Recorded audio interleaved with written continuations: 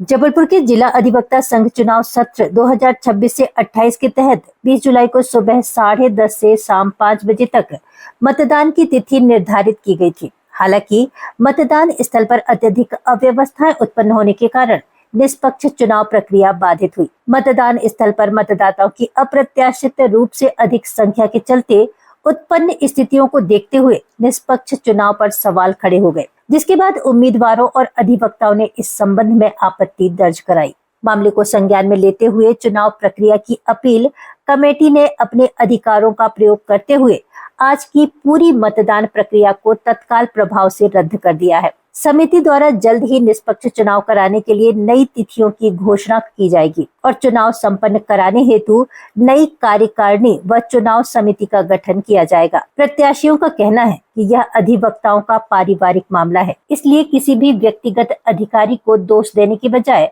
अब व्यवस्थित रूप से नए सिरे से मतदान कराया जाएगा। जिला अधिवक्ता संघ चुनाव सत्र 2026-28 के लिए आज 20 जुलाई को सुबह 10:30 बजे से 5 बजे का मतदान तिथि का निर्धारण हुआ था, लेकिन इतनी अव्यवस्थाएं थी जिससे ऐसा महसूस हुआ कि निष्पक्ष चुनाव होना संभव नहीं है। इसलिए हम लोगों ने चुनाव निष्पक्ष हो उसके लिए आवाज़ उठाई और अपील कमेटी ने आज की मतदान प्रक्रिया को निरस्त कर दिया है और अति शीघ्र मतदान की नई तिथि उसमें घोषित की जाएगी और नई कार्यकारिणी जो चुनाव कराएगी उसकी भी गठन चुनाव समिति जो अपील समिति वो करेगी। वजह ये समझ में आई, चूँकि हम लोग तो प्रत्याशी हैं, हमें अपने चुनाव अधिकारी पे पूर्ण विश्वास है, लेकिन स्थितियाँ क्या निर्मित हुई कि अव्यवस्थाएं फैल गईं और उसको हमें लगता है हमारे चुनाव अधिकारी और समिति भाप नहीं पाए कि मतदान इतना अधिक संख्या में होना है।